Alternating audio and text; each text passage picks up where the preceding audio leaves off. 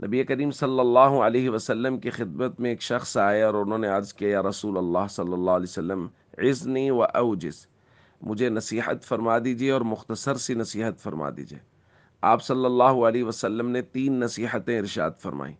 پہلی، فرمایا اذا قمت فی صلاتک، جب تم نماز کے لیے کھڑے ہو، فصلی صلاۃ مودع، تو پھر ایسی نماز پڑھو جیسے تم زندگی کی آخری نماز پڑھ رہے ہو۔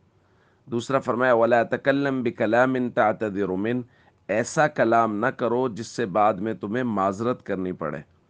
تیسرا فرمایا کہ جو کچھ لوگوں کے پاس ہے اس سے پوری طرح سے مایوس ہو جاؤ کہ اس میں تمہارا کوئی حصہ نہیں ہے۔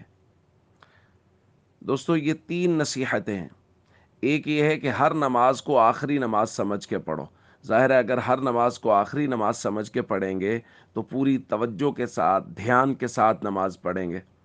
اور فرمایا کہ ایسی کلام نہ کرو کہ جس سے بعد میں معذرت کرنی پڑے، یعنی بہت سوچ سمجھ کے کلام کرو۔ گالی دینا، بدتمیزی کرنا، کسی کے ساتھ الجھنا کہ بعد میں معذرت کرنی پڑے یا ممکن ہے کہ بعد میں معذرت کرنی پڑے، اس سے بچو۔ اور تیسرا فرمایا کہ جو کچھ تمہارے پاس ہے بس وہی تمہارا ہے، جو لوگوں کے پاس ہے اس سے پوری طرح سے مایوس ہو جاؤ۔ میرے دادا جی رحمۃ اللہ علیہ فرمایا کرتے تھے کہ آپ کے پاس جو پیسے ہیں بس وہی آپ کے ہیں۔ اگر آپ کو 10 لوگوں نے کہا ہوا ہے کہ جو میرے پاس پیسے ہیں جی وہ آپ کے ہی ہیں، تو جب تک وہ آپ کی جیب میں نہیں ہے وہ آپ کے نہیں ہیں، وہ اسی کے ہیں جس کی جیب میں۔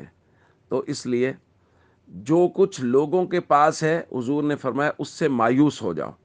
اس لیے ہم سب کو چاہیے نبی کریم صلی اللہ علیہ وسلم کی مبارک نصائح پر مکمل طریقے سے عمل کریں، نماز کو پورے دھیان اور توجہ کے ساتھ پڑھیں، بات کرنے سے پہلے سوچیں کہ کہیں بعد میں معذرت تو نہیں کرنی پڑے گی، اور جو کچھ لوگوں کے پاس ہے اس سے پوری طرح سے مایوس ہو جائیں۔